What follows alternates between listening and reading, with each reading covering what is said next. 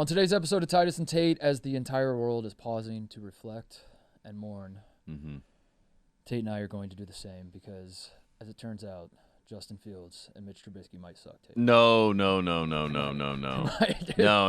It's situation. I blame the situation. I don't blame either one of those guys. Well, I need you to no quarterback can win in Chicago. Facts. Okay. Facts. Okay. Mitchell Trubisky. I don't know what to say this week, but he got put in a tight spot, and I blame his offensive coordinator. That's all I got to say. I am starting to, I've pointed so many fingers at other people on the behalf of Trubisky and his family and his fans that right now I'm out of fingers. The only silver lining I have as a Justin Fields defender is that, as what you just said, every quarterback that goes to Chicago dies. Yeah. So except for Jim McMahon, who refused to die, but at a really. certain point, I am watching the Bears games, and I say, all right, the offensive line, garbage. The weapons, garbage. The coaching, garbage. Did you see their dead cap? They have more money on players that aren't in the building than that are in the building. But then also Justin Fields throws a football 3 yards. He's 3 yards in front of the line of scrimmage. And I'm thinking, all right, so all the criticism of him not having great pocket presence, maybe there's some truth. You're seeing some of it, yeah. He I'm also saying, scored a touchdown, by the way. They took away a touchdown. He should have too. He scored the first one on the opening drive, and he should have got he was in. He was in, right? So flip it. He was in. So he was in. So he had 2 touchdowns that were taken away. Yeah, that's fine. That's fine. Because again, I don't care if the Bears win. This isn't my stance is never like I want the Bears to be good. I'm not a Bears. I care about the stat line. I want Justin Fields to be good. But unfortunately, we're in a tough spot. Back to the drawing board. Yeah. Hey, one and done is inching closer to the finish line. One and dead could be actually done. Yeah, we've been talking about this for a while because I don't understand. You're gonna have to explain to me why this is a story every 4 or 5 months. But I guess I don't know. The alarm's going off again that the story. It's time to talk about one and done being over again. Well, the CBA is up in 2025. That is what this is about. Okay. So the CBA was up again in 2020. Then they kicked the can down the road. They said no one and done. And now 2025 is creeping up again. Cooper Flagg, remember that name? He's in the 2025 class. The NBA wants their hands on him. They want Cooper Flagg. They want Cooper Flagg. They want to wave the white flag. Yes, exactly. Exactly. So they are trying to get rid of the one and done so that they can wave the white flag. Shams on Twitter just said he wrote an article for The Athletic, but it was paywalled, so I didn't read it. I just read the tweet. Yeah. The tweet is like the thesis statement of the entire I read piece. the tweet. Yeah. I tried to read the article, and I thought, screw it. I'll just speculate on the podcast. It's more fun that way. Yeah. But apparently, as the NBA and NBPA are discussing the new terms of the CBA, as you said, one of the serious points, one of the serious items, is that the draft age is going to drop from 19 to 18, and high school kids are going to once again be able to go straight to the NBA. Yeah. Couple questions. How dead does this make college basketball? Because we know college basketball's dead. Is it even more dead? Yeah. Are they just throwing more dirt? No, we're 6 feet deep right now, and I think that we're slowly corroding even deeper into the land. Yes. Who has had a longer funeral, Queen Elizabeth? Now that is a good question. NBA fans just parading the coffin around. Yes, dancing the entire time. Oh man. And also, what does this mean for Bronny James to Ohio State? I think that's the other question I have to ask myself. We're also going to talk about the Emoni Bates saga, which is not fun anymore. It's not fun, dude. The Emoni Bates shenanigans used to be cheeky and fun. It was a mystery. They're now cruel and tragic. And Emoni Bates, in case you did not see the news, was arrested last night. I believe it was. Yeah, last night, I think. For 2 felonies. He's charged with 2 felonies. And yeah, it's not fun anymore. It's not fun. Suspended from the team apparently. Yeah. But also first offense, so he can get it expunged. So there might be some blip. Is that a rule? I mean, that's just what it's first. I mean, look, Emoni, call me up. I'll go with my cousin Vinny on this. I'm the rainmaker. I've read a lot of John Grisham. I'll come in with the facts. Lawyer from Arrested Development over there. Yeah, yes. I'm like, don't say a word. Great news! It's your first crime. You can get away with it. This one doesn't count. I don't think it works that way. Double jeopardy. It has to happen twice. The Emoni Bates saga continues, unfortunately, but we're going to take a positive spin on this. We are, we were talking before the show, and we think this is a minor setback for a major comeback? Yes, some would say. Okay. Mm-hmm. All right, so we're going to spin this positive. I think this is the last minor setback. We've had a lot of minor setbacks. This is the last one. All right, so we're gonna make that case. But we're also going to talk about one and done and maybe a little football talk at the end of the show. All that coming up at first. Woody Durham.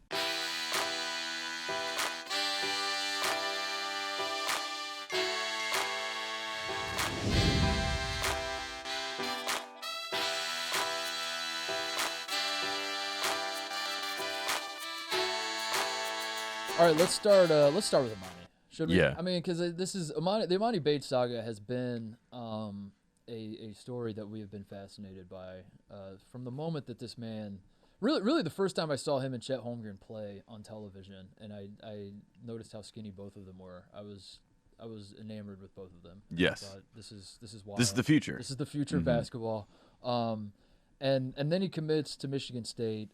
I will never forget this as long as I live. Louise, our former producer, who we love dearly, and I like Louise, Tate Frazier voice. But when Emoni Bates commits to Michigan State, she texts me. She wakes me up from my slumber. I was emergency pod. Yeah, she texts me all caps emergency pod. So she texts me, we need a video for this, and I was like, what does that mean? She's like, all caps need. Yeah. Yes. I think we need you to do a quick reaction, and I was like, listen. Not a bad idea, I guess. Louise, this is why you're a great producer. You know, this is It's what the people want right now. They want to hear shockwaves because Emoni Bates at the time. It actually works out well for what the one and done discussion we're gonna have, because I remember Emoni Bates' recruitment. There was a belief that he was never going to go to college because there was a slimmer of hope that by the time he's a freshman, the NBA will. In the one and done. The one and done is dead. Yeah. Yeah. This So is it when might the go- one and done was supposed to be dead by 2020. Right. Yes. Yeah. There's been a lot of talk of. They just keep kicking the can. Yeah. But which we'll talk about. So the fact that he committed to a school was surprising, because it was, in most people's minds, it was either he's waiting for the NBA to change the rule, or he's going to go straight to the G League. He commits to Michigan State. Louise texts me at 3 a.m. That's not true, but that's how I'm going to remember it and tell the story, because it's more dramatic that way. I wake up. I shoot this like holy shit video, like no my god, I'm Randy Marsh, like this changes everything. This is the kind of, I remember some of the points I was making. I was like, this is the kind of caliber recruit the Big Ten doesn't get. The Big Ten, the Big Ten recruiting, like since Ohio State, since the D'Angelo Russell. D'Angelo Russell was a great one. But the Thad Matta run at Ohio State, like outside of that, like Tom Izzo was never getting. Yeah. Like, Miles Bridges was number really one the main players. one, but Miles Bridges was kind of like a 4+, then he turned Yeah. into a 5, and then everyone's like, oh, I see it now. Yeah. Yeah. So like there's never been a guy like of that caliber that was sending shockwaves that commits to a Big Ten school. They all No go to- Paolo They all Bancheros. go to Duke, Carolina, Kentucky, Kansas, or like some SEC school to drop the bag. That's how Bruce it always Pearl. works. Yes. And now the kid was going to the Big Ten, so I became fascinated with it because of that. He decommits. We know the whole story, Tate, and it became a saga. And we talked about it and laughed about it. When he changes classes, goes to Memphis, but then Memphis, Not registered at he's not Memphis. registered for class. Class has already started. Classes Memphis. in session, but somehow he still gets registered in Yeah. time. And It's then he's sitting out, and then some people think he left Memphis during the middle of last season, went back home to Michigan, but then he Fitz ends is up back, right? Like, yeah, does but then have he to ends sit up on playing in top the NCAA tournament. But then right after the NCAA tournament, when there's a little bit of a glimmer of hope of maybe he comes back and has a Right. good second year, he's like, I'm out, I'm transferring. So Even like you when said, he was it's been a transferring, saga. You're like, he's transferring to Louisville. Yeah. Definitely. Kenny Payne got it in He the goes to bag. Eastern Michigan, you're like, yikes. Even Kentucky fans at that point were like, we'll take Emoni Bates. That's our guy. We even thought he might go to the G League for the second year. His path up until this past weekend was objectively funny. I mean, it was like I'm not rooting for the kid to make bad decisions. I'm not rooting for his circle to, but he to me, like what was so fascinating about him was that he represented the new era of college basketball player in my mind. Like this was watching Emoni Bates from the moment he was 15 years old to where we're at now has been for me, it's made me feel older than anything else I've done in college basketball. Yeah. Like watching that, it's like, oh, okay, so now I'm washed. Like I'm at an age where I don't understand any of this whatsoever. Every decision he's made, I don't get it. It's not something that I would advise him to do. Yeah. You're yelling, who's driving the bus Who's here? driving this bus? Yeah. But also, It's us and Charles Barkley yelling, Yeah. who's driving the bus? yeah. So that's what made it so fascinating to me. And now we're at a point, as we said, the man gets arrested yesterday. For those who don't know, charged with 2 felonies for gun possession. Right, he was driving a car. He had like an unregistered gun in the car. Not his car, by the way. So now that's coming out. This was not his car that he was driving. He was driving, quote unquote, a friend's car. The Michigan athletic director's car? No, it wasn't Jeff Jackson Simpson. But he was. Apparently, this is the thing that happens a lot in Michigan. But he was driving a friend's car, and that's who the gun belonged to. But there's a lot of caveats that are now coming out. But at the end of the day, this is not good news for Emoni Bates. It's not good news, and as we said, it's gone from like every time Emoni Bates' name was in the news, I'd kind of laugh. Yeah, it was like, oh wow, another one. Because I really did at my core, I believed that at the end of the day, his talent would win out. And like we watched him at Memphis, he wasn't great. Like he's not there yet, but he was 17 years old and he's skinny, and it's like. And he had moments. He had flashes. Is this kid ever going to be an NBA All-Star? Probably not. But, like, what kids are? You know, like, what kid you watch at 17, you say he's 100% going to be an NBA All-Star? LeBron. That's pretty much the only one. And that's why LeBron is so special, because he was known from 15 and he looked the part the entire time. And he's never had any sort of issue like this legal issue that we're dealing with now. He got a free Hummer. That was the only thing. And free clothes. And now he's sponsored by Hummer and drives Hummers around. NIL, baby. So like I've always been this is just me rationalizing tearing the kid down, I guess. I don't know. Like we created part of the monster, and then now we're not we. I'll take blame for it. Like, but I've always like been like it's okay to laugh at these weird decisions and these weird twists and turns, because nothing's like super damning, and it's all gonna work out in the end anyway. Him committing to Eastern Michigan was my first like, oh no, this is bad moment, because like, why Eastern, like. The angle was that he's going back home, but it didn't feel like It didn't feel like that was the actual reason. It felt like this was the one place that was willing to put up with all the circus of Emoni Bates. And we have to mention that the hometown school that he goes to, is an Adidas school. And we pointed out earlier who's driving the bus. Well, we've kind of known the whole time who's driving the bus. It's the check on your hat right there. I mean, Nike's been driving the bus of Emoni Bates since they got him on a cover that said the next LeBron ? And they were like, we're going to make sure that this kid is a Nike kid, and we're going to get him in Nike situations, and we're going to have a Nike time.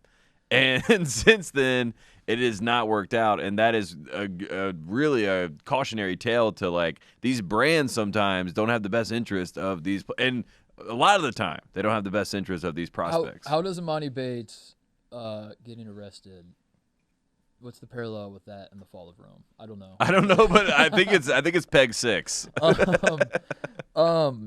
No, you brought up a great point, because that was what I wanted to talk about today. Like, I was excited. Emoni Bates over the weekend also posted pictures on his Instagram of himself in an Eastern Michigan jersey, and he had a Nike check on the jersey, which I noticed immediately, because Eastern Michigan is an Adidas school. Yes. And for some reason, so we know what the reason is. Yeah. He was wearing a Nike check on his jersey of an Eastern Michigan jersey. And then I went back and I looked at the official announcement that he is enrolled at Eastern Michigan and he's officially joined the team.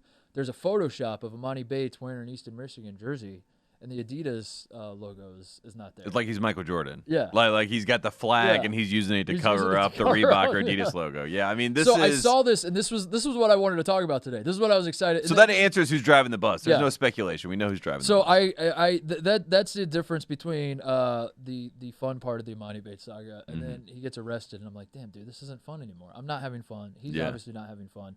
But as we said, we think this might be a minor. I really am starting to – I want a positive spin on this, and I want to believe that his talent can win out. And again, he's not there yet with the talent, but he's got flashes.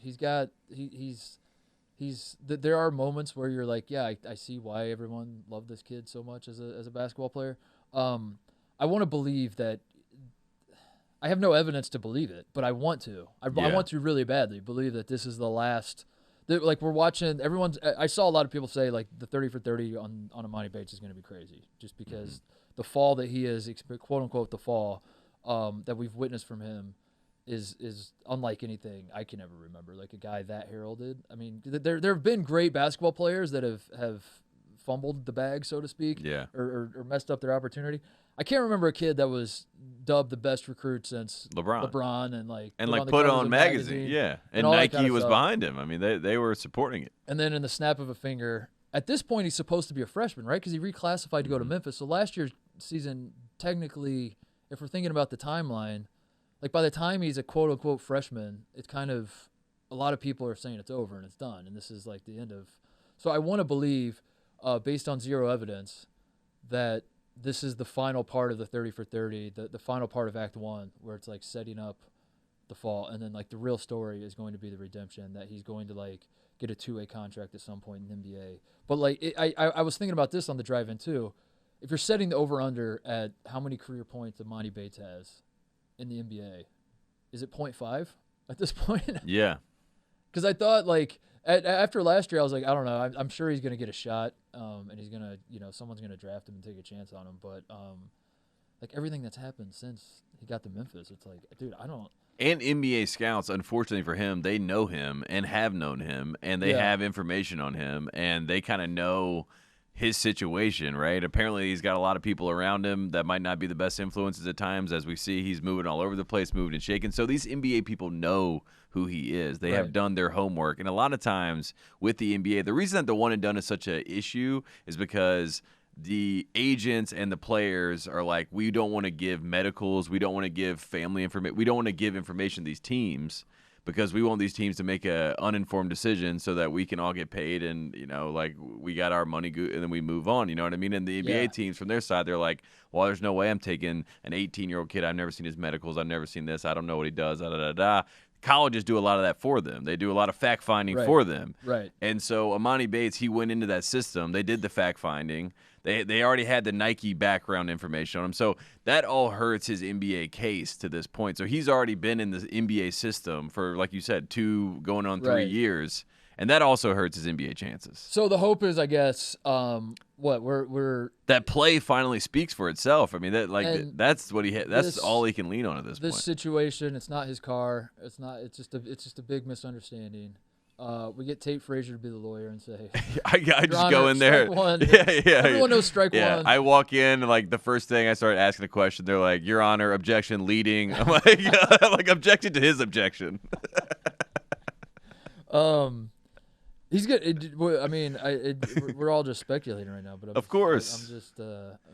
It's sad. I want to believe that he's going to still play. I want to believe that, but I don't know. He's officially suspended right now from the team. That's what they came out and said that. The AD said that. So while they reviewed the legal process, that's where it's going to be. But like you said, if he can get this behind him, and we're going into November, December, we're talking about Emoni Bates playing basketball and maybe averaging double digits, and those stories start flowing out. You start seeing flashes. You start seeing a highlight here or there. That is what we hope the next wave of Emoni Bates is. Because then we won't be laughing. We'll be cheering. Yeah, all I want to do is cheer. I'm officially now at a position where I'm like, I get no joy from, like, when I saw this news, no part of me was like, no part of me was even like, this will be good content on the show. No, I know that's when I knew if something was wrong. Well, that's when I had to reach out to some friends of the program. I'm like, guys, calm down. Like, we're not excited about this. Like, no, this is too far. This is not what we want to see. We were excited to talk about him having a Nike check on his jersey. That's more fun to us. That's fun. That's fun. Imagine Emoni Bates playing for Eastern Michigan, and his teammates all have Adidas stuff on, and he has Nike gear on. That is the funniest thing that's possible because it demonstrates how absurd this whole system is that we live in. Which is who Emoni Bates has been to me the entire time. Yes. Is a kid that has highlighted the absurdity of what this era of college sports is. Mm-hmm. He's no longer doing that. I hope it all gets sorted out. I hope he gets his redemption story. But yeah, this is not funny anymore. And it's a shame too, because if it was funny, Tate, if this was funny, if this whole situation was funny, I would come in here today. I would say, I would make a joke such as like, this isn't the first time that Emoni's arms have been a cause for concern. But unfortunately, this isn't funny, so I can't say that. No, exactly. And that's really the problem here. Yeah, and I would have said that he should have gone to Duke so that Coach K could have had someone next to him in that passenger seat that maybe slides over. You know what I mean? But that would have been. When the cops come, he's mysteriously in the back seat. And no one's in the passenger seat, and he's all good. And now he's the #1 pick. Yeah. And then the guy who was driving gets an award from the NCAA at the Final Four. That same for Student Athlete of the Year. Student Athlete. Setting a role model. Setting an example. We are pro Emoni Bates podcast. Officially on the stamp it. I'm pro Emoni. Parker, make the graphic. Not only are we pro Emoni, like we want him to be a pro. We want Emoni to go be a pro. Go be a pro. We are rooting for Emoni Bates again. I have zero evidence to believe that this is going to work out for him. But if he makes an it's NBA a very team, tragic story to this point, and I just want to see the kid figure. Well, we're spitting it forward in a positive sense because when he makes an NBA team, I'm buying his jersey. Whoa! Officially. Whoa! That will be me. Whoa! Mm-hmm. That's a bridge too far. I hope that it has a Nike check on it. Please. Adidas gets the rights, and he's in the NBA wearing a Nike jersey. What if it's the Celtics? No.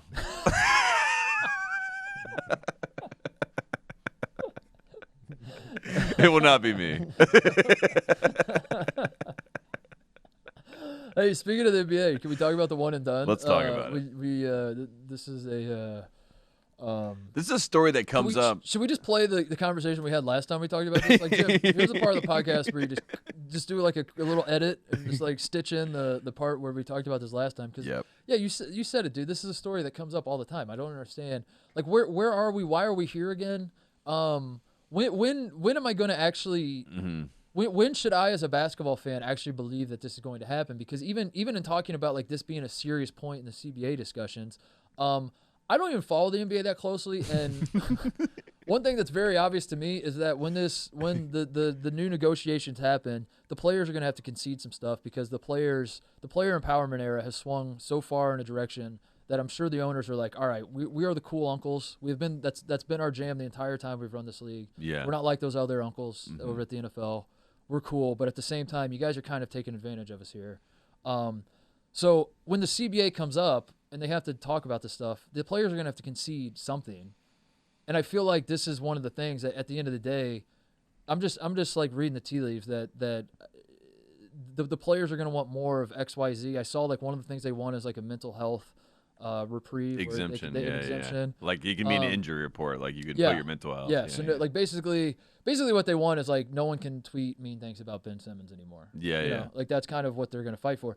And I feel like the owners are at some point going to be like, we'll give you that, but you got to give us something. And then they're like, fine, forget about the draft thing. I feel like that's going to be a thing because the owners and the GMs and everything, as a reminder, the whole reason you said it earlier in the medicals with Emoni Bates and the background checks and all that, the whole reason there's a one and done system in the first place is that the NBA teams themselves love having all the minor league stuff sorted out for them. They spend no money on it. They spend no resources on it. They let the colleges figure it out for them. Do the scouting for them. Exactly. Yeah, you see the cream rise to the top at the college level, and then you're like, perfect. I don't have to guess anymore on these high school kids. So I don't think the teams are going to want it, and I think when it comes down to it, it's not actually going to happen. And then we're going to fast forward like 3 years, and they're going to talk about doing it again. Yeah. Your thoughts?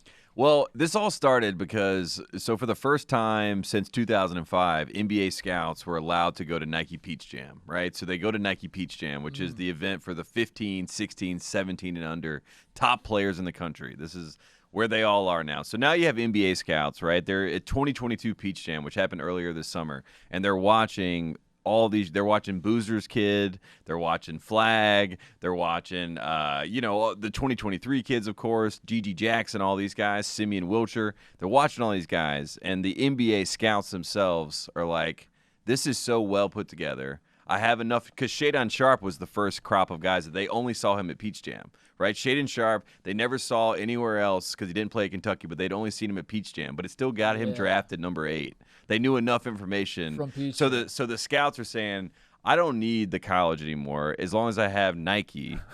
I have Peach Jam. I have these, whatever they want to call it, whatever event. As long as I have that, then I have enough information to go off of. And in 2025, Cooper Flag, that class comes in. They could be the first, none and dones. They just go straight to the league again, just like we saw before.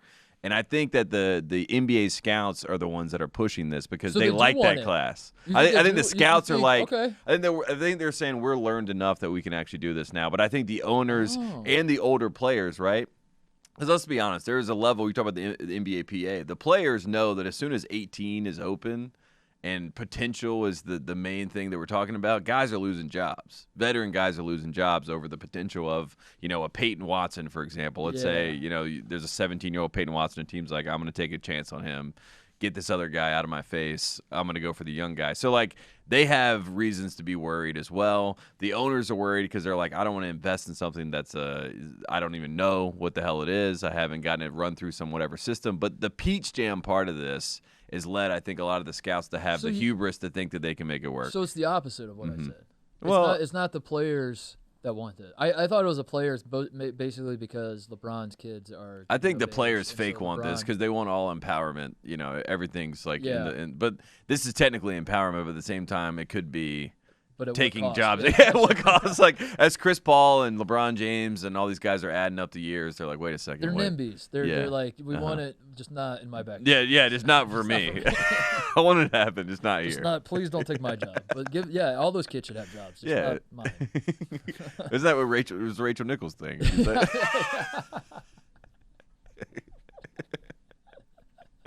Yeah, that's exactly. Yeah. So that's the NBA right now. Like there's a lot of that, and at the end of the day, Woj and Shams and all these guys, right? They are just taking information from the top, from the owners, and just sort of putting it out there to get the reaction, get a temperature on things. And I think that's why every 3 years we get this new story of like the NBA is considering taking away one and done. I guess what you're saying makes sense of the owners. The times have changed. So the owners, when the owners and scouts and the front offices and all that, when they put the 19-year-old limit on it and made the one and done, created the one and done system, at that time, scouting high school kids was impossible. It was impossible. Yeah. And now it's not. And now, it was a lot of word of mouth too, right? There's a lot of like this guy, that guy, like Josh. Like I remember Josh Smith was the big one that everyone was like. There were some people that were saying Josh Smith was going to like be the greatest LeBron. You know what I mean? And then some people were like, I watch this guy. He's a total bust. You know what I mean? The top three I remember. The reason I remember scouting being impossible was because I was an amateur scout. Like all of us were back then. We still are. We still are. The amateur scouting that went on back then obviously was just like watching YouTubes and then watching like broadcasts that because like LeBron kind of broke it open where high school games started getting put on TV. Yeah. Jay Billis called his St. Vincent St. Mary's game. Before game, that, like it might be on TV, but it's like you got to find like a weird channel and you got to have a buddy that has like the satellite pointing in the right direction that you can tweak and like you're like, what is this? You're like, oh, dude, this is a high school game from LA. They're playing in LA right now. You're like, really? Oh, I'm gonna watch this. So that was the culture of like trying to now, like you said, like Peach Jam. Every second of Peach Jam, I assume, I don't know if it's true, but I assume it's like streamed online somewhere. And, I mean, every Donda game is streamed online. Yeah. Sierra Canyon, all these high schools. I mean, they're like, even you said your high school. You're like, I could watch Brownsburg games. Dude, if I when I want was to. at Brownsburg, when I was speaking at Brownsburg, and I was talking to the Utes, the class, the broadcast class. Like that was a class. It was a group of kids that are interested in getting into broadcasting. And so the teacher was showing me all the fun little toys they have. We now have at my high school a jumbotron above the mid-court, the four-side picture of jumbotron. Yeah. You know, kids, you know what I'm talking about. That they do instant replays on. You're watching. So if you're at my high school live watching the game, a kid, Cannon Catchings, who's on Brownsburg, committed to Purdue, he dunks on somebody, dunks on probably some shithead from Avon. And you're at the game. It says, like, "Watch your head." Watch your head. Too small. And you're like, it's a highlight. They replay it. Yeah, he can point up at the highlight.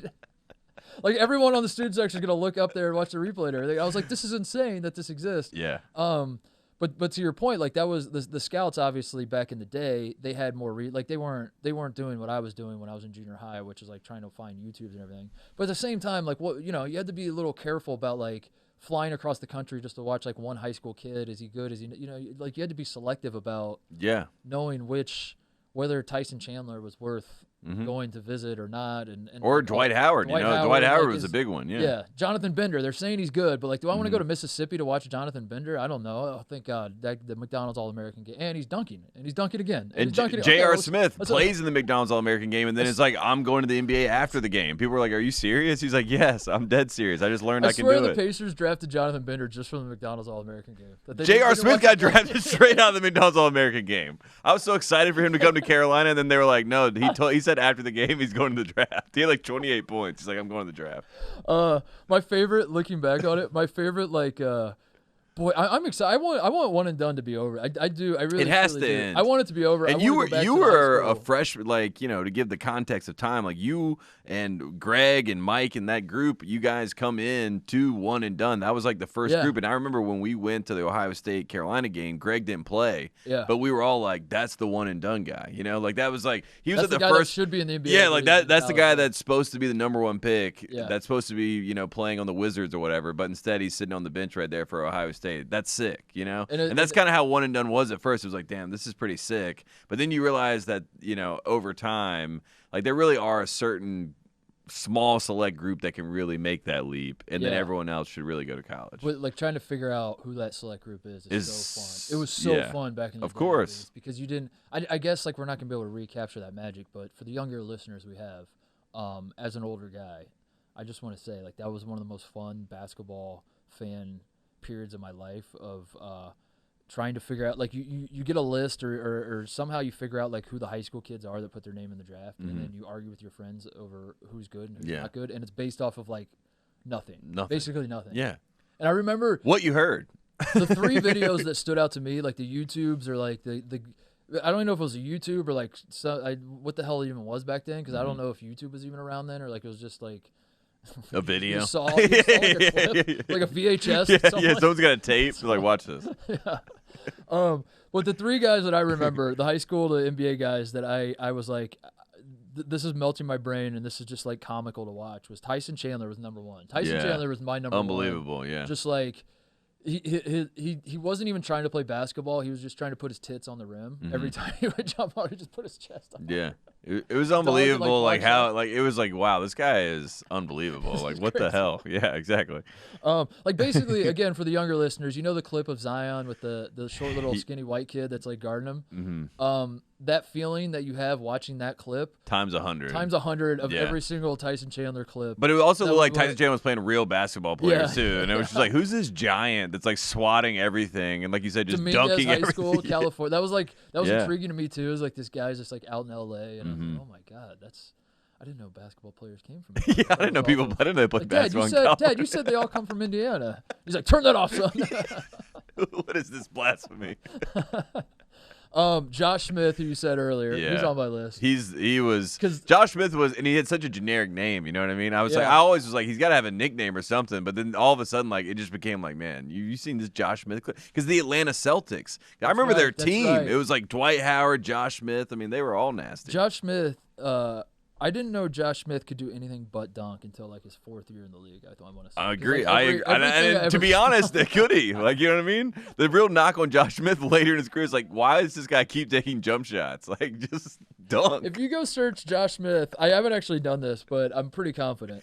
If you search Josh Smith like high school highlights on YouTube right now, every single highlight will be a dunk. Absolutely. Every single one. Oh, and there will not be a single one that's like a baby hook. And he was talking too, you know what I mean? Like, I don't know. When I first saw Josh Smith, I was like, that dude's a star. Like, he was giving like Rasheed Wallace vibes. I was like, this guy's unbelievable. And then the other one I remember just cackling, watching and thinking this is amazing. I love that. Like, looking back on it, I love that this is part of the NBA scout process. Is getting to break down this tape. Is when Amari Stoudemire would just. Amari Stoudemire could have caught every single. When you're playing defense, like the Bill Russell, like he would sometimes just jump up, or at least that's what they say. That he was jumping and catch the ball like a shot. Yeah, he was against the firemen and plumbers, but he would just jump up and catch it because he didn't want to block the shot out of bounds. Yeah, which is what every coach will yell at someone that blocks out of bounds. Like when they're celebrating, they're like, "What a dumb play," and you're like, "All right." That was what Amari should have been doing, but instead he was like winding up and swatting the ball. Absolutely, as hard as he could. Absolutely.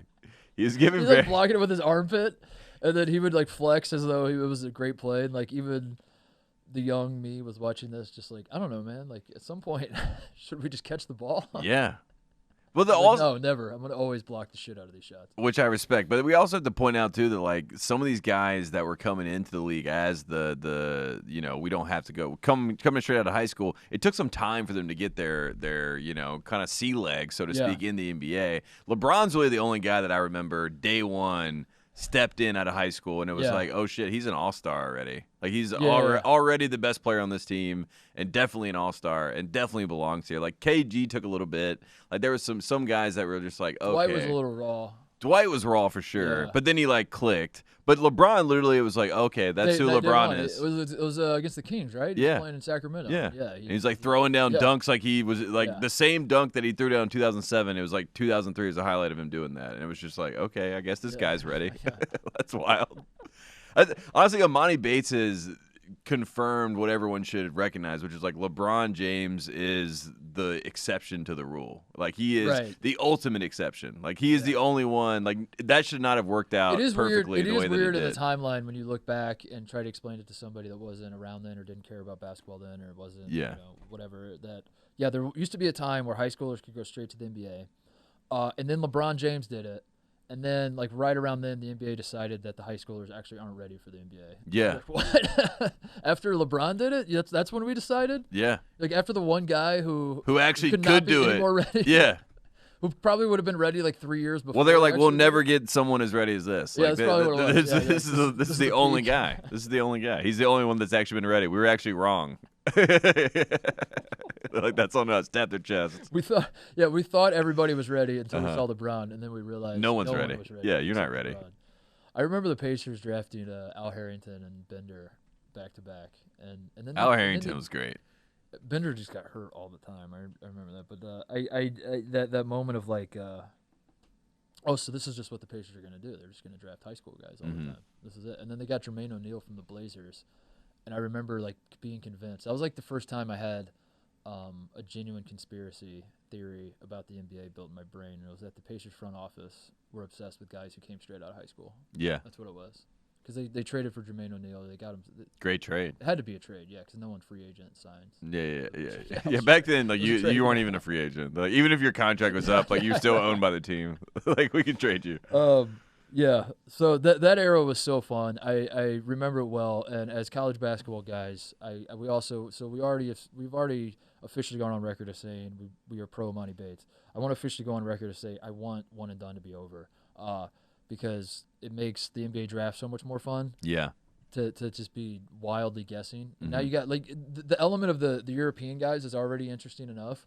Now you have high school kids coming in, and you have college seniors that like nobody wants to touch because they're way too old. But at the same time, I just saw they're good at basketball and like Ochai Baji like dominate Yeah. on the path to a national championship. Does that not matter anymore? And the NBA scouts are like, no, it doesn't. No, What it do you wanna doesn't. take? Did you see the 17-year-old? Yeah. Did you see Cooper Flag? Let me show you some Peach Jam highlights. Yeah.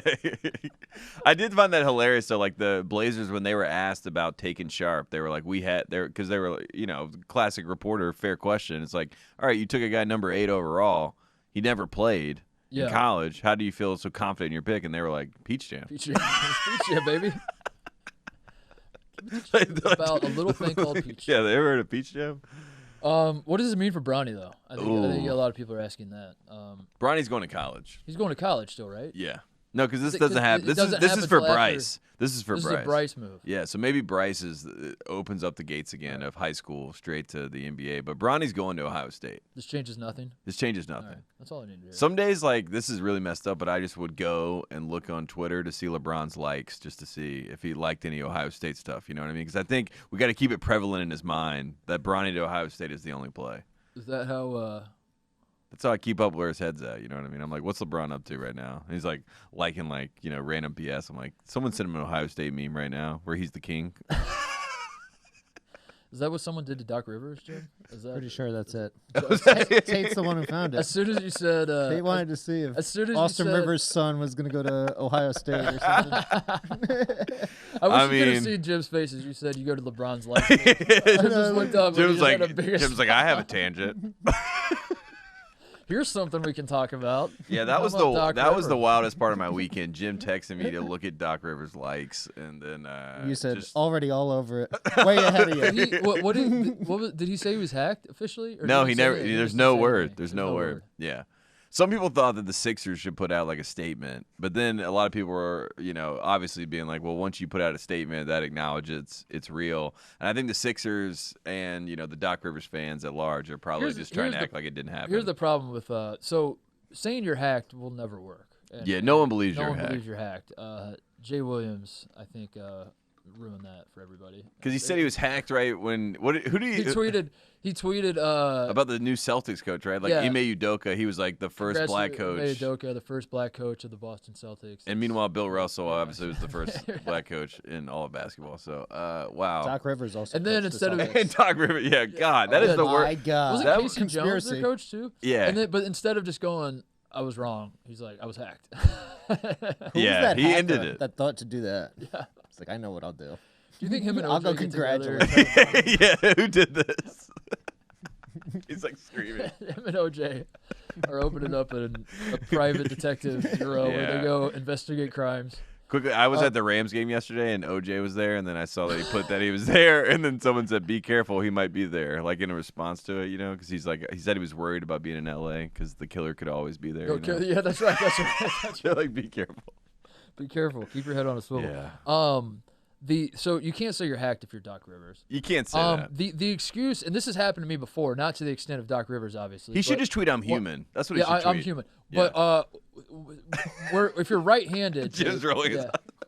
If you're right-handed, if you have your phone in your right hand and you're scrolling through Twitter, your thumb does hit your phone suspiciously close to the likes. Now, so like, if there was a scenario, like, so basically what I'm saying is when you're saying he accidentally scrolled on this happening on his timeline, and he's scrolling, but it clicked. I would say that is an excuse you could use for a lot. Like if someone and the hacker. I'm gonna say this. I'm getting out ahead of it. If I have bad likes ever, that's what happened. Okay. I was scrolling. I didn't like it. I was just scrolling. Also, for all of our lawyers listening right now, as we are dealing with the case or whatever.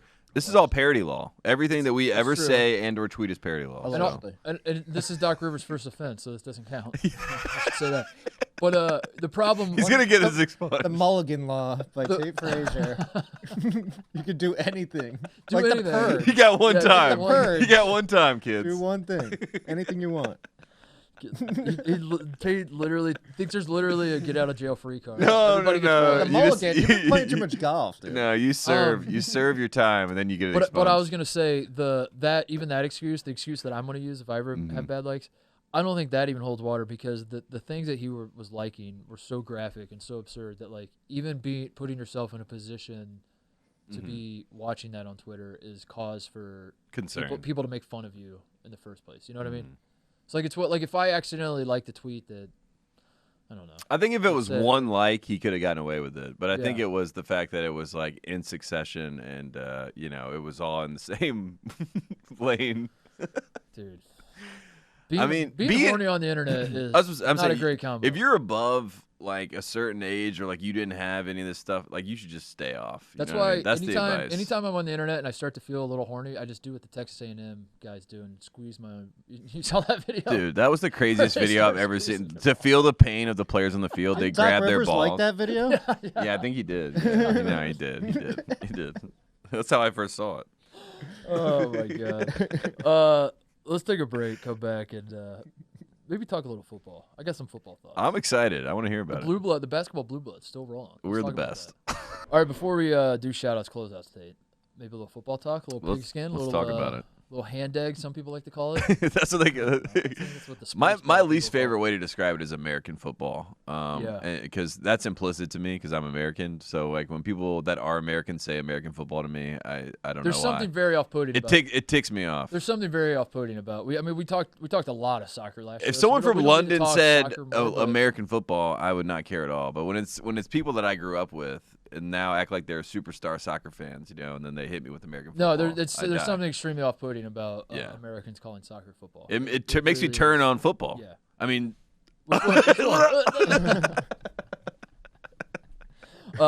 So big story in our world is that our quarterbacks suck. I guess like that was really a big story. But let's just let's get past that. Here's a spin zone. Every quarterback sucks. Yeah, there you go. Every quarterback sucks. That's what I like to hear. So Justin Fields sucks. 7 for 11. The Bears obviously have zero confidence in him. He might not be the guy, but nobody's the guy, Tate. Yeah. My good quarterback power rankings are probably number 1 Josh Allen. Okay. Like that. Number 2 Patrick Mahomes, but also he gets a little too cute with it. So is he that good? I don't know. Is his act He's a still little fun? too cute with Or it. is he getting a little too cute now? Yeah. I don't know. Number 3's got to be Herbert, right, my boy? Well, 3's Herbert, but also Flacco. 3's Herbert, but also he lost. What have you done for me lately, league? The Chargers lose. They were the better team, I thought, against the. They look like the better team, yeah. But if they're the better team, then why is Justin Herbert throwing a pick six? Answer me that. Because he was playing the better quarterback who told his defense to get a pick six. Yeah, if Justin Herbert's so good, why would he throw it to the other team and let them run it back for a touchdown? And then not even make the tackle, by the way. Yeah, a lot of people were upset about that, too. I don't know if he's that good. Friend of the program, Cooper Rush.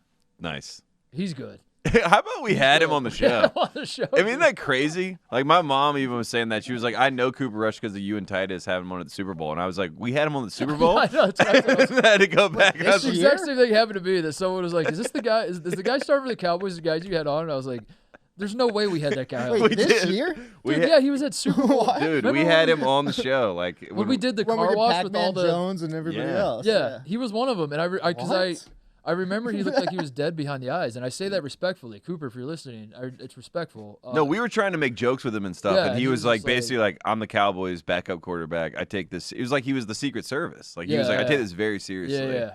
And then he came in, he was winning, he was smiling, and I was like, Tyson Tate bump. That's all I could think of. 7 months later, whatever it was. No, he's good. Obviously. I would say Aaron Rodgers was good against the Bears, but he always is, so that doesn't count. It doesn't count, yeah. He sucked week 1. Yeah. In my head, it's still week 1 tape for Aaron Tom Rodgers. Brady is off to a slow start, which tells me he's washed. Also, trouble in paradise. Yeah, he hates his wife. Yeah. He loves plastic surgery, and he is doing the Masked Singer. So is his head really in the game right now? Doesn't look like it. No. Is he getting off every Wednesday, they say now? Is he really? For veterans, like, out? That's what I heard on the He radio. basically was like, I don't want to go to practice every anymore. Wednesday he's going to be off. Does he just go to the bar with and the they boys usually and start. Just They start. I the think work he week goes to on the plastic Wednesday. surgeon. It's like keep it together, hold it goes together. golfing. Like what? How is he? How? I don't know. Yeah. Just chilling. Maybe he's watching the kids. It might be his day. That's right, because she's Tuesday, going back to Wednesday. modeling. Did we for guys who work at Fox and we're in the Fox lot? Yeah, we do. Chris? We're in the Fox lot right now. Yeah, we're here. We are. Why have we not figured out? Is he doing Masked Singer? No, I asked, and then people were like, they gave me like the Inception shush, like don't say anything. Do you think Tom Brady started getting so much plastic surgery because he signed up for the Masked Singer and didn't realize that Fox provides the mask? Yeah, he thought he had to create the mask. He was like, I am the mask. He's like watching Jim Carrey's The Mask and like trying to go method with it. So, confirmed here, Tom Brady will not practice on Wednesdays. What day of the week is Masked Singer? Whoa. I mean, it changes every year and every TV season, right? Don't they? Isn't that how TV works? They always like try to move it. They always move it to a different day to like see if it works. They're like, I don't know, maybe Friday hits, and then when Friday doesn't, they're like, Friday sucks. Why do we think Friday? Let's go Tuesday. Tate, what tweets has the Masked Singer Twitter account liked? I'll Have you look followed I'll look right now. Investigate the. But anyway, Tom Brady. The point is, Tom Brady sucks. He's washed up, obviously. Yeah. I don't know. Joe Burrow. People are saying that it might have been a fluke. Trash. It might have been a fluke. Yeah. Him Oh having the my greatest God. college season ever, then leading his dog shit team to the Super Bowl, his first full season as a starter. I think you look back on that run, it all might have been a fluke. He might not be that good. Yeah. Yes, Jim. Masked Singer premieres Wednesday, September 21st. Is it live, though? In 2 days, and it's every Wednesday night. Is it live? Just It's saying. definitely Wednesday. He's on the Masked Singer. And, on the Masked Singer. He's on the amazing. Masked Singer. Yeah, So that's report Confirmed. that. Yeah, confirmed. Stamp that. Confirmed. Wow. Sources. We did it, guys. All right. Spoiled one of our shows. Lamar Jackson can't throw. He can run though. Russell Wilson Sucks. can't score touchdowns. Yeah, he sucks. Matthew Stafford's arm's falling apart, and he's throwing a bunch of interceptions. He didn't have surgery, but he had a procedure. I don't know what the difference between those two things are, but that's what they keep telling me, that he didn't have surgery, he had a procedure. Derek Carr is 0-2 and has a bad face, and Yeah, Derek keep Carr. waiting for him to turn the corner, but I think he's like turned 4 corners and he's just back where he started. Yeah, That's my he's Derek Carr. NASCAR. Yeah. NASCAR, C-A-R-R. Yeah, NASCAR. That's his yeah. nickname. Everyone's like, Really? why do you like trust in Derek Carr? It's like, because he's NASCAR, man. Yeah. Eventually he's gonna come back to the He comes start. right back to where he came from. Just when you think he turned a corner, he's right back right where he back to the started. starting line. So the point is, all the quarterbacks suck. So yeah, Trubisky and Fields also suck. But as it turns out, Josh Allen, Patrick Mahomes, Justin Herbert's not on the list right now. So there's really only 2 good quarterbacks. There's only 2 good quarterbacks, but also 3 Cooper Rush. So 3. Okay, so 3 Josh good Allen, quarterbacks. Patrick Mahomes and Cooper Rush are the only 3 good quarterbacks in the league. Okay. So that's where we're at. I had texted a buddy yesterday before I went to the Rams game that Mitch Trubisky was light years better than Tua Tagovailoa. Oh, Tua might be good now. And then so it was 28-7 at halftime of the Ravens game. I get in an Uber. I go to SoFi Stadium. This is the last thing I said to this person. They're a fan of Tua. They've been all about Tua to me. My phone, there's no signal. I don't, whatever.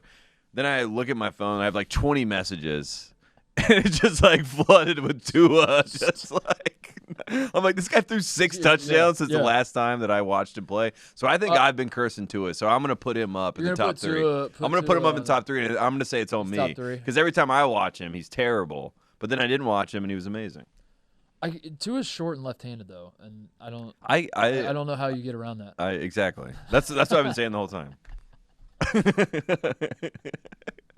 Mike McDaniel saying he throws that was a huge. I like Mike McDaniel. Mike McDaniel was like he throws the most catchable ball ever. I was like, why would it felt like he was a protest? What's the thing that doth protest too much type of deal? That's it. Mm-hmm. It felt like one of those. It was like, were we concerned about quarterbacks throwing catchable balls? And then he started talking about Tua throwing a catchable ball. I was like, it never crossed my mind that he might not. Well, because every real NFL quarterback throws a bullet because they have the arm talent to do that. You know what I mean? And Tua is like just throwing little baby floaters up there. I mean, even the Gesicki touchdown, the one that he went up and caught, Tua was trying to throw that out of bounds. I swear to God, he was. It just floated. It just floated up in there. He's like, I think I could jump up again. Or do you think he was speaking about him being left-handed, that the ball spins the wrong way? And and Mike McDaniel was like, don't worry, guys. We ran the science on this. It's actually very catchable, even though it's spinning the wrong way. Yeah. What if Tua plays in Australia, Australian rules football, and then it spins right-handed? I don't know. I'm overthinking it. Can we talk about college real quick? Because please. And then we'll I think that's a great thesis, though. There's really only 2 good quarterbacks in the NFL, and you decide who your 2 are. You know? Yeah. It's really for everybody. Like everyone just decides who their 2 are. Like some people are like it's definitely Rodgers and Brady. Some people are like it's Mahomes, Hurt. You know, but just find your 2, and then everyone else sucks. And then if you live in that headspace, you'll be happier as a fan. Like when I watch Baker Mayfield, I don't expect anything good to happen. You know? Yeah, right. And if you really take a deep breath and take a step back, like, because I'm watching the Bears-Packers last night, and I'm seeing all the Bears. There's a lot of Bears fans in my life, as it turns out. Of course. And I follow a lot of them on the internet, and seeing them all losing their minds and talking about how Fields might not be the guy, and I don't know if he's there on that level yet, and I don't know if he'll ever be able to get to that level. I'm not saying he's good. I'm not saying he's lighting the league on fire.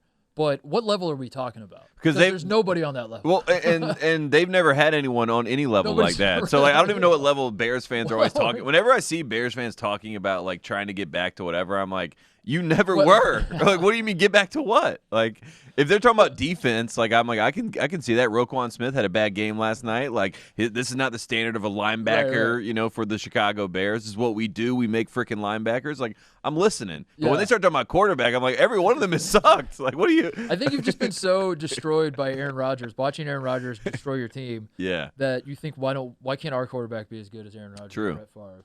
But if you actually like took a deep breath and looked around the league. And I was in charge of the NFL, and I was like, you know what, Bears fans, I'm going to grant this to you. Mm-hmm. You can get rid of Justin Fields. You can get rid of Trubisky. You can get rid of Rex Grossman. Every quarterback you could. Jay Cutler might have been their most talented quarterback, which is a joke. Get rid of all those guys, and I will let you pick. We'll leave Justin Herbert. We'll leave Josh Allen, and we'll leave Patrick Mahomes off the list. Take your pick at any quarterback you want in this league. What quarterback are Bears fans like? That's our guy right there. That guy's going to lead us to a Super Bowl. Kirk Cousins. There's a lot of guys that there are obviously a ton of guys that are better than Justin Fields. I think they're really jealous of Kirk Cousins. Yeah, literally any other guy they get is going to be, you know. Yeah. In my head, every other guy they get, they're going to be like, this guy is not on that level. And it's like, nobody's on that level. No one's on that level. You can't get on that level. I was thinking to myself last night. Hall of Fame? Is that the level? What if Aaron Rodgers went to the Bears? Like, I'm sure he would have sucked. You know what I mean? Like every single person that goes there, no matter what the situation is, it's like it's going to end badly, and that's on them. Build a dome. Do you think, as a Bears fan, you would be happy if Matt Ryan was your quarterback? Is that what you want? Like Baker Mayfield's your quarterback. Is that what you want? No. I mean, they probably would say that now, but not really. Yeah, but no, you wouldn't because that's Jay Cutler. Yeah. Jay Cutler's Matt Ryan, isn't he? I mean, who's better? I don't know. Yeah. Matt Stafford's like, ah. He's like, I'm so much better. We'll say though, Matt Stafford in person. No, I said Matt Ryan. Oh, Matt Ryan. Oh my God. Ryan. I thought. Yeah. Oh yeah. Well, Matt Ryan's a great. Matt Ryan did win an MVP though. So. Yeah, and Matt Ryan. I mean, no, I think I'd Matt take Ryan Cutler. to the Bears. I'd take Cutler. But the Colts are doo-doo. I don't know. The Colts are terrible. They might be the worst team in the NFL. Update.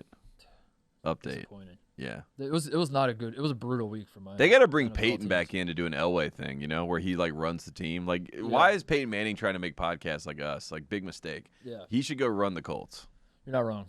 Brutal week for my NFL teams. The Colts stink. Mm-hmm. Browns. I don't think the Browns. I'm disavowing the Browns. It's a good time to get off the. Part of the Browns' charm was like they're the lovable losers. And they are not anymore. They're not lovable anymore. No, yeah. There was some. I saw some like tailgate setups that were pretty questionable. Because even when they signed Deshaun Watson, I'm not saying I thought this, but if you're trying to do devil's advocate, you're like, listen, that was I don't condone. I was trying to like rationalize it the same way I did when the Cubs got Aroldis Chapman and then won a World Series with Aroldis Chapman. Exactly. Like, it didn't happen under our watch. I hate this. Yeah. I hate this. But I'm not like when they win. What do you want me to do? Not be happy? Yeah. Like I'm still gonna be happy if this happens. But then, as you said, dude, the stuff coming out of the Muni lot is concerning to say the least. It's concerning it to say the is least. at a level orange, and it's close to red of like hit the panic button. Yeah, you guys should it's just bad. get out of here. Yeah. The Bears stink. The Chargers, who I'm a huge fan of because of you. Thank you. They're my hometown team now. How could you not like the Chargers? They're like good, but they're not going to win anything. Exactly. The Chargers are number one on Ken Palm. Exactly. Thank you. They're Gonzaga of the NFL. Yeah, absolutely. I agree with that. The Chargers. The algorithm says they're the best team every single year, but it's Yeah. like, how did they miss the playoffs then? You're like, it doesn't Exactly. matter. No, the Raiders are going to take their spot in the playoffs, and I'm going to be right back here. I think the Lions. I think the Lions are the team that. They're America's team. I think they're the one team I can be excited about right now. When they got up 22-0, I will say I got tight butthole pretty quick because I was like, I have seen enough Lions, and not to say that I watch a lot of Lions, but I'm like, this is how they lose football games. So the fact that they won that game said a lot to me about maybe they can actually win 5, 6, who knows, maybe 7 games. But if you have no idea what's going on in college football, let's get you up to speed. The Kansas Jayhawks are undefeated. Yep. The Kentucky Wildcats are undefeated. Yep. The Duke Blue Devils are undefeated. Ugh. The North Carolina Tar Heels are undefeated. Yep. The Indiana Hoosiers are undefeated. Yes. The UCLA Bruins are undefeated. I pulled hard for the Hoosiers this weekend, man. And the Syracuse Orange are undefeated. All of these teams are Wow. undefeated in football. And it rolls on. One of these teams is going to lose because Kansas and Duke play on Saturday. There was hope from the Kansas people that College Game Day was going to go. Game Day should go there. Yeah. I really do think so. Are we sending Big Noon there? Is Big Noon kickoff there? We're looking at Jim. I think it should be. Should we do? Should we go as a show? Should we do Titus and Tate kickoff and just like walk around and ask everyone their thoughts on Kansas Duke? Yeah. And I would be the biggest what's your favorite Kansas Duke fan. moment? Yeah, possible during that game. I'm worried that Duke's going to win that game though. I really am. Like that is that's a trap game for the Jayhawks. A lot of pressure on them. They just beat Houston, which was a nice win. I think they're starting to feel themselves. And we have to remember, Bill Self at the start of the season. Remember, I gave you the Bill Self update. He said he really liked this Kansas team. He was like, I really like this football team. I think they have some real Big 12 talent. And Bill Self right now looking like a freaking genius. 3-0. I mean, say what you want about Bill Self, but he knows what's I watched up. the Kansas-Houston game, and they are actually their offense is actually. I was gonna say they're actually kind of fun to watch. If Kansas is ranked next week, they should be ranked next week. If they beat Duke, which they're going to beat Duke. I hope they're so. going to beat Duke. They have to. We should do our own game day at Kansas though. I like the idea of doing that. We're not going to, but I want to go. it's a good idea. I want to go to Allen Fieldhouse. Yeah, we just do it live from Allen Fieldhouse. Exactly. Like We only there's ask- no one in Allen Fieldhouse but us. We ask everyone about the 1991 title game, Duke versus Kansas. I'm like, I don't know why this isn't picking up steam. Why aren't people excited? It's Duke, Kansas. No, we College Game Day goes there, and then we do a show from Allen Fieldhouse, and College Game Day is outside Kansas's football thing, and we sell out Allen Fieldhouse because like Everyone's like, basketball season, baby. They're gonna show the '91 game. special guest Roy Williams. Yeah, they're like, we got cheated so hard this game. Roy's like shooting the shit. That'd be amazing. I'd love that. The Indiana win was hysterical too. So Kansas is legit. Mm-hmm. I think Kansas is. I don't know what legit means. Like what are they playoff good? Probably not. But they're like not. It's not. They're gonna win some games in the Big 12. Yeah. That's what I would say. I expect them at this point to finish over 500. I think they make a bowl game. Yeah, they're in a bowl game. Bowl eligible team. Yeah. I see Kansas making a bowl. And that for basketball schools, going to a bowl game is like a win. Kentucky is actually legit. Kentucky they're playoff legit. They're playoff legit. Yeah. SEC East, Kentucky, Georgia. That's gonna be great. Yeah, that'll be fun. How good's Carolina? We're thinking. Carolina's defense is probably the worst defense in football history. Not even like in like at any level. Like no one has ever given up the amount of points. Dude, App State is great for you though. As App State continues to roll. Well, but you've seen this. The media is acting like we didn't beat App State. Like if you ask anyone, they're like App State's undefeated. How are they not ranked? Forgetting that they lost to North Carolina. So North Carolina should be ranked 3-0. They played Notre Dame. They're like 2-15 all time against Notre Dame. In the history, where's it at? In Chapel Hill? It's in Chapel Hill. I was there in 2020 when they played in Chapel Hill. Lost that game. Ian Booker had a great game. Also, North Carolina famously, way back in the day, we are the team that brought Joe Montana to the world. North Carolina played Notre Dame. Joe Montana was the third-string quarterback. We hurt their first and second-string quarterbacks. Joe Montana came into the game and destroyed Carolina football. So I don't know what's going to happen on Saturday. How does Carolina but history says that we are going to have some problems. How do you have your hand in everything? Because we're football school, dude. I'm telling you. Queen Elizabeth coming to watch football. Back in the day, like the movers and shakers of the world, they were just like putting Carolina football just right on a pedestal. I mean, we invented the forward pass. No, it's Notre Dame. No, that was us. No. I mean, Joe Montana revolutionized it, but that was also us. It wasn't legal yet. We just did it. No, we did Justin it. Fields. It was supposed to be a punt, and then the punter just threw it to a guy forward, and everyone's like, what the hell did he just do? And then they were like, I don't know. I guess it works. But that's the update. Carolina, we're not very good defensively, but we have the best quarterback in the country, in my opinion, Drake May. So there's a chance. Is Duke, how good's Duke? Duke looked better than I thought they would. I mean, but they beat Northwestern, who looks horrible, right? Northwestern, who'd they lose to? Salukis, Southern Illinois, right, this weekend? Yeah. They lost this weekend after Duke beat them. So. Temple looks horrible, who Duke blew out. So, like, all of Duke's wins, you're like, I don't know, a little bit of a question mark. Yeah, a lot of cupcakes. No App State on that schedule on the road. All right. That's for sure. Indiana is not good.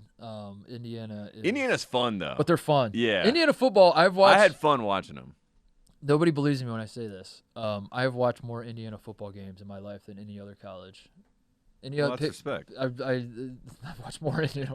I'm not Same proud with of me it. in Carolina football. I'm not proud of it either. I didn't go to IU though. It's just like even when I decided to go to Ohio State. At least you got a reprieve. You went. Yeah, when I went to Ohio State, I was like, thank God, I'm done with Indiana football. And then I'll call my dad or my brother, and we're just like talking about whatever. And my dad will start going on tangents about Tom Allen clapping too much on the sidelines, and he's a cheerleader. The clapper. Yeah, he's not a coach and all that. Right. And I'm like, I guess maybe I need to watch some Indiana football so I can talk to my dad about it. So I get sucked into watching the Hoosiers. And they are a fun team in that it just makes no sense. They are down 8. They score. They get a 2-point conversion to send it to overtime, quote unquote. But also there's still 47 seconds left. So all you have to do is make sure that Western Kentucky doesn't kick a field goal. Because if you're Western Kentucky now, you're just like, just get us in field goal range and we have a shot. Yeah. If you're Indiana, you're saying just send it to overtime. They immediately kick the ensuing kickoff out of bounds. John Casey. So Western Kentucky starts at the 35.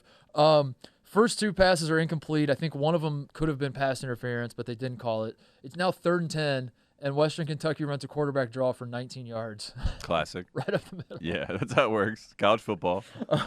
You're like, how does that work? But it worked.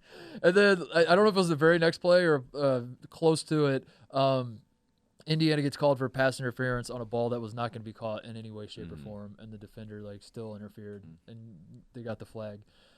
Western Kentucky has a 44-yard field goal at the end of the game to win it, and thankfully the kicker is about as good of a Western Kentucky kicker as you would as good of a kicker as you would expect at Western Kentucky, and just biffs the entire thing. Yeah, he did not. He wanted no part of like that. You know, a lot of times you'll see the kicker run out, and you're like, oh, this guy looks like he's like the Western Kentucky kicker came out, and he's like, son of a bitch. Like I cannot believe that I got set up. That whole sequence is Indiana football in a nutshell. It's like you tie the game. All you have to do is just don't screw up, and all they do is screw up the entire time. They're like, watch this. No, I mean Carolina lost games last year that were like they won in overtime. 99% locked up against NC State with 2 minutes ago. I mean, but that is like Carolina, Indiana, like a basketball school that's trying to play football. I mean, things happen. And then the last update I wanted to give was UCLA. Absolute woof situation, a yikes situation, if you will. Big time oof. coming out of the Rose Bowl. The pictures, are you seeing this? The The fans. in the Rose Bowl? Yeah. And then did you see the video of UCLA football celebrating in the locker room, beating South Alabama? I mean, I know that they were excited about beating South Alabama. South Alabama actually looked pretty good in that game. But, I mean, the Sun Belt continuing to deliver. Serious question. Now, take away the fact that Texas A&M does it every single game, and let's just pretend it's just a one-off thing. That it's just like Texas A&M did this one time for one big game. The pep rally deal where they're making the terrible jokes, and the Midnight Yell was just like a one-off thing that happened one time, or UCLA celebrating by like throwing water on and like jumping up and down and mosh pitting in the locker room for beating South Alabama at home. If North Carolina was in the shoes of both of those situations, which is more embarrassing? Which would South Alabama. I would agree with that. Yeah. Because that's the actual team. No, exactly. That's what I mean. Fans, yeah. No, the fans are like whatever. Like fans do what fans do. You know, it's fanatic for a reason. You're a maniac. But I mean, the team itself being like, we did it. We beat South Alabama. I mean, that's pretty wild. I mean, I hope that. I mean, look, some people could say that about Carolina when they beat App State. You know, why is Mac Brown dancing in the locker room? But it was like, if you watch that game, there's a reason why he's dancing in the locker room. I mean, they gave up 40 points in the fourth quarter. So and also, App State's better than South Alabama. Yeah, well, you know. It is true. But also, Manti Te'o, I wanted to point that out. Manti Te'o came back to South Bend this weekend and got like a huge like ovation, and it felt like this weird sort of you know, we love you, and now we all know, and now we love you even more kind of moment. So I thought that was a nice bow on the end of the Manti story for us. That was my last college football though. Syracuse Purdue game was pretty wild too, but you know. Syracuse is underrated for being the idea of them being good at football is funny because Jim Brown goes there and Donovan McNabb went. Like they have like actual great history. So like Greg Paulus ruined their football program. But the idea of Syracuse being good at football isn't as funny as Kansas and Indiana because they actually. I mean, when Jim Brown goes to your school, you're good. You're good. Yeah. But at the same time, the fact that the football team and the basketball team play in the same venue is funny. It's funny. It's funny. Yeah. Every time I turn on a Syracuse football game and they're playing. Because the Carrier Dome, let's be honest, it's famous for basketball games. And when I turn on the TV and they're playing in the basketball arena, that's how I see it. They're playing football in the basketball arena, not the other way around. It's funny. It's hilarious. And I just think about Jim Boeheim the whole time, you know? I'm like, I wish Jim Boeheim was coaching this football team. That'd be great. He's like only run zone. So that's all you need to know. Now you're caught up on the college football scene. Is that the Blue Bloods. I do find it hilarious that at a time when football is driving all the conference realignment stuff, and it's a musical chairs, and if you're not good at football, you're left out. All the blue blood basketball programs are like, fuck. We got to get it together. They're like, the AD calls a meeting. He's like, guys, we're going to have to win some freaking games this year. Cheat, whatever you got to do. We got to win some games. They're like eating a tapeworm, you know, like before the Oscars. They're like, let's do a crash diet real fast. Just to get as attractive as we possibly can here. That is what is happening. Every team's trying to go to the SEC or the Big Ten. They're just trying to make themselves look good. But Indiana and Kentucky are already there, and they're still like Indiana's like, we gotta, should probably figure this out. Mm-hmm. All right, shout outs, closeouts. I just wanted to quickly shout out Cooper Kupp. I'm not gonna go out there and say I'm a Cooper Kupp fan. You know what I mean? I don't. I'm not a Rams fan. But watching this man work in a football game. I mean, yes, he had a fumble yesterday. People will point that out. But the guy if you just don't watch anything, just watch Cooper Kupp when the ball is snapped. He doesn't even have a route half the time. He just runs to wherever the space is in the defense, and then he just turns around and Matt Stafford throws him the ball. And then he's like, I mean, it's like, I'm like, dude, this guy's like freelancing based on the coverages, where he's going to get open. And I don't know. It's magnificent to watch in person. If you aren't watching Cooper Kupp / you think he's, some sort of fluke, he's not. I mean, I watched him all day yesterday, and I'm like, this guy. I need to see the all 22 tape on this guy. I was going to say, you're doing all 22. I was doing it live. I'm like, this guy's unbelievable. And he just like turns around. It's like button hook. And Stafford's like sidearm sling it through him. 13-yard gain. So yeah, shout out Cooper Kupp. Amazing to watch. All right. That's all I got. I want to shout out Jim's Las Vegas Aces on winning the WNBA title. You going to the parade? Congrats, buddy. I'm happy for you, dude. I'm the Grand Marshal. I'll be leading the parade. Asia Wilson said that you have to take 4 shots to go to the parade. That was really? Yeah. She was like, I don't care if it's ginger ale or whatever, but you got to take 4 shots to come to the parade. Did she say the ginger ale part? Yeah, she did. Oh God. don't care if it's ginger ale. She was like trying to cover. She was like, first she was like, you got to take 4 shots to get this break. And, realized, and then she was like, wow, that's probably responsibly. Yeah, she's like, but drink responsibly, and also you can take 4 shots of ginger ale. I thought Jim would like that. Jim's 4 shots deep right now. But happy for you, man. I'm canceling the parade. Congrats, man. Becky Hammond, though. First year as a head coach, wins the WNBA championship. Do you remember where you were when Rebecca Lobo and the New York Liberty won the was it 99? Did they win at 99? The WNBA? I do love Rebecca Lobo. But I do remember watching her on UConn. Yeah. Was that do you remember as a young 31-year-old in New York City? How old were you then? 17. 17, baby. Were you at that game Were you at that game? What year I was at the parade. I was the Grand Marshal. That was my first one. What year did they win? Are you looking it up? Yeah. What is it?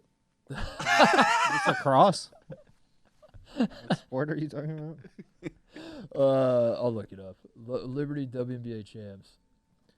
The Liberty have 3 conference championships. Have played in the WNBA finals 4 times, falling to the Houston Comets in 97, 99, and 2000. Wait, they never won?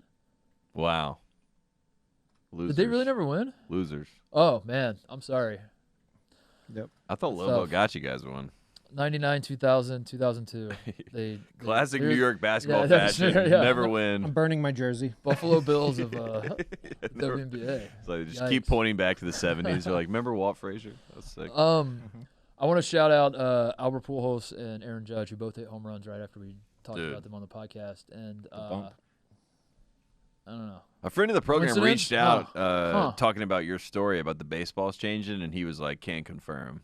Dude. That was all he said. All he said was "can confirm," and it was like basically a burner account. So it could have been, for all we know, it could have been Justin Verlander, but someone said "can confirm." Dude, I'm telling you, and it was so legit. I was like, "Oh no." So every time there's a conspiracy with sports, I'll say yes to any sports conspiracy. Yeah, of course. I'm not going to parrot it. I'm not going to believe it. But like, if you call me tonight and you're like, I have a conspiracy about XYZ. I'm listening. With like, here's the reason the Warriors are good at basketball. Yeah. Like, all right, let's go. Go hit me with it. I want to hear this. And that one wasn't even like, that was the most open and shut thing I've ever seen in my life. You just hand me 2 baseballs and one. I mean, I could see with my own eyes. Yeah, you're like, okay. I was like, I know nothing about pitching mechanics, but like, I mean, obviously these balls are different. And then the guy told me, he's like, yeah, this is the one we used at the first half of the season. This is the one we used at the second half. And I was like, all right. And he's like, and that's why I use this pine tar here, and I exactly. put a little in my hands. You're like, wait a second. That's exactly it. Well, is pine tar legal? Not legal. I think it's a wink deal. Like, how does Craig Biggio have all that shit on his helmet when he was playing? Yeah. But then it's illegal, but it's like, I don't know. It's kind of like chewing tobacco, right? It's like it's legal, but it's illegal, but it's legal. Good call, Jim. He was on the Astros. That's why. Biggio, so they do whatever the hell they want. Oh, they're like the Patriots. They are the biggest. They are cheaters. the Patriots. Yeah. I can't believe they had like pulse tones, like because I just started thinking about the chest thing. You know, I can't believe that they like actually were like getting hit. I'm trying to think though, like if you're trying to explain to somebody a balk or rules on foreign substances that you can use in baseball. Yeah. Like what would be easier to explain to somebody? Because like foreign substances, you feel like you get it, and then like you see the shit that guys are doing, and they're spitting on their hands, and they're like, sticking their hand down their pants, and you're like, that seems that seems like I don't know, that seems foreign to me. I don't know what these guys are up to. And you see the pitchers that like touch the same part of their hat every single time they're about to pitch, the bill and then the back and then the bill again. I think a balk would be way easier to explain to someone, but even then they're like, so wait a second, the foot has. You're like, okay. Balk is just like if it looks awkward. Exactly.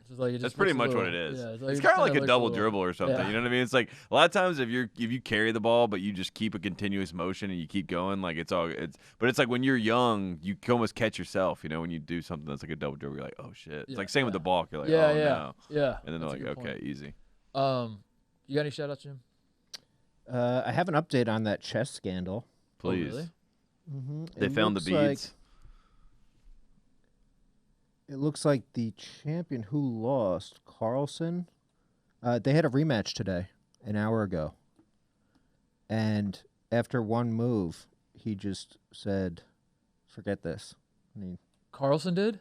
That's what it looks like, yeah. Oh, so it was like it was like those guys that come out, the boxers that'll come out and then as soon as the bell rings, they just walk out. I don't know if Yeah. there's multiple boxers. I remember I've seen a guy. Yeah, there's one guy that did that, but I don't know. I can't think of the name of like the famous one. But I know Bell what you're talking rings, about. Yeah, yeah, just, like, exactly. walk He's like, out I'm of the out. ring, Yeah, just he's like, like gets out, and everyone's like, what the hell?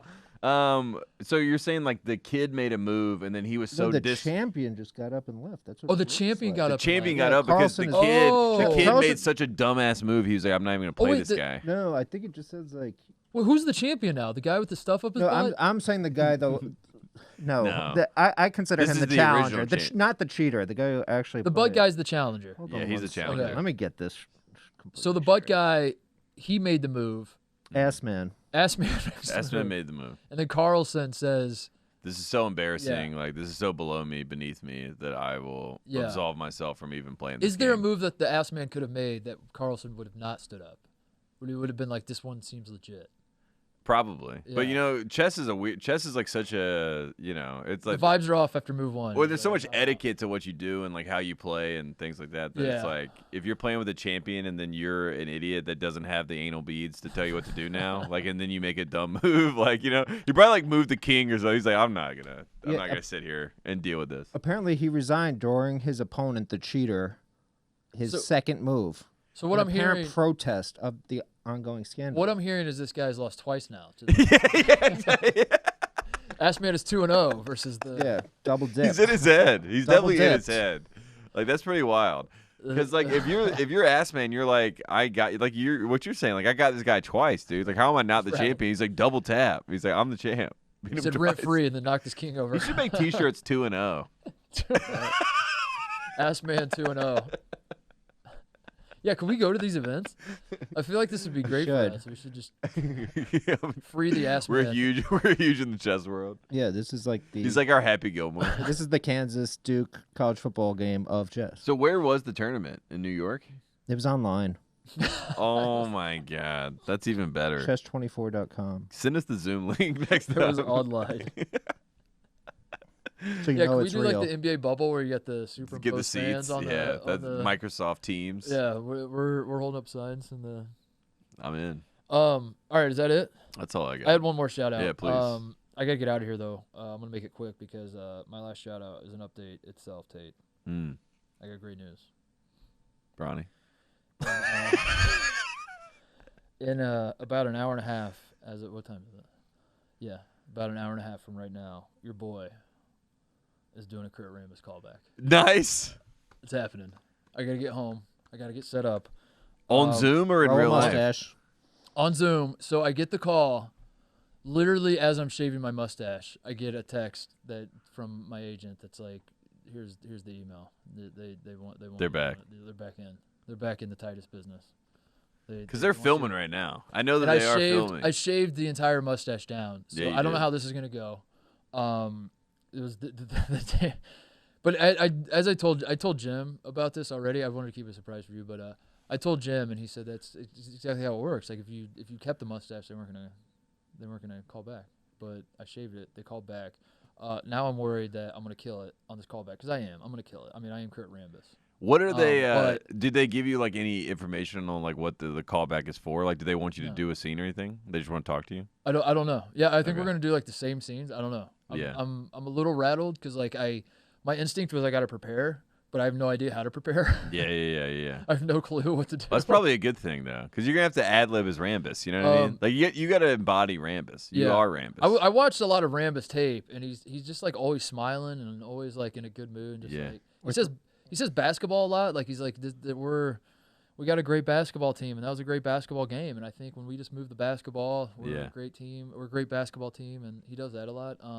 Great. But I mean, this is all great. yeah, news. dude, I'm back. We're back in. Just when I was out, they pulled me back in. And I mean, it's so- growing back to like what you have right now is like enough for them to see the shape of what they're getting. You know what I mean? Like That's what, I'm worried I'm gonna kill it, and then they're gonna be like, "We really liked it, but gotta be honest, you don't look like Kurt Rambis. You don't have a mustache." And then I think it'd be worse if you had a fake mustache on. You know what I mean? Like, 'cause that's what I would tell you to do. Like in my head, I was like, easy, fake mustache. But I think that would be then they would think you're So joking. a lot of haters. I had some people chirping at me. A lot of haters. When I told the story the first time, they were like, "Wow, so it sounds like you just basically sounds like you wasted a whole day playing make believe, and then nothing came of it, and that was your story. Great story, dude. Is what. Dude, so now God, the haters are everywhere. dude, they're so mean. Yeah, it's like just go home. Forget those people. Yeah, just go home. I got to stay home, I got a whatever call you're back doing. for an HBO show. So. Yeah, thank you. Yeah. Well, what say you now, hater? Yeah. We're the haters now. They're like, I hate that show. It's like, well, shut up, hater. And if it doesn't work out, I will cast you as the ass man in the film I'm writing now. What You what do kind of look like Jim, it. you've dabbled in Hollywood. You're a Hollywood guy. You're a Hollywood guy. What is a callback? How does this work? What am I supposed to do? Fake mustache. First off, just Like get what, 2 pieces of Where do I electric, find 2 Am I pieces of supposed to- electrical tape. am I supposed to play it the exact same way? Do I like put a little extra mustard on the hot dog this time? Do No, I would say I think you play it the same no, way. yeah. Do what got you there. Yeah, exactly. Don't do too much. Don't do too much. That's the rule Act number like you've one. been there before. Yeah. Don't do too much. Act like you've been there. Act like you've been Kurt Rambis before. Actually, tell Literally them. act. Yeah, literally. like you've Act like Kurt Rambis. act like Kurt. Yeah. Even do That's how you that. should act. Kurt Rambis. Just take that. Do what you will. I'm confused. Should I act like I've been there before? Or should I act like Kurt? Yeah. They're like, so what are you gonna do for us today? You're like, I'm gonna act like Kurt Rambis has been there before. In your apartment? He's been to your apartment? Is that what, on this call? Did you walk in with a mustache? I think I've been here before. No. So on Friday's show, I will give an update. We'll because I thought about it too. I was like, should I talk about it on the show today or should I? Should you wait wait till for it the happens? full story? No, you should I have done decided. this. I think I gotta breadcrumb the audience and you as well. I'm gonna tell you every time there's a new development, I'm gonna let you know. So we're doing the callback. Yeah, it's at 4:15, dude. So it's like an hour and a half from now. So we gotta like make sure that you get out of here. You have enough time to go home. Yeah. Prepare. But also- Let's leave. Let's go. Why are we still talking? I know. Jim's like, shout outs over. I'm looking out for you. Let's get all the right. hell out of here. All right. I'm excited for you. I'm gonna Though. lock in. Hell yeah. All right, I'm gonna Break give a you a little leg. taste. I'm gonna give you a little taste. Yeah, what would Kurt Before we go, Rambis? I'm gonna give you a little taste. Yeah, I'm what gonna would get Kurt, warmed up. how would I'm gonna Kurt give you a Rambis little get taste. us out of here? You ready? Yeah, I'm Kurt Rambis. dude. I don't know about you guys, but Hollywood, sign him up. Hollywood, sign him up. Hey guys, it's me, Kurt. Yeah, Does Kurt Rambis swear? I think so. All right, see you guys Friday when I've landed the role of Kurt Rambis. I can't wait.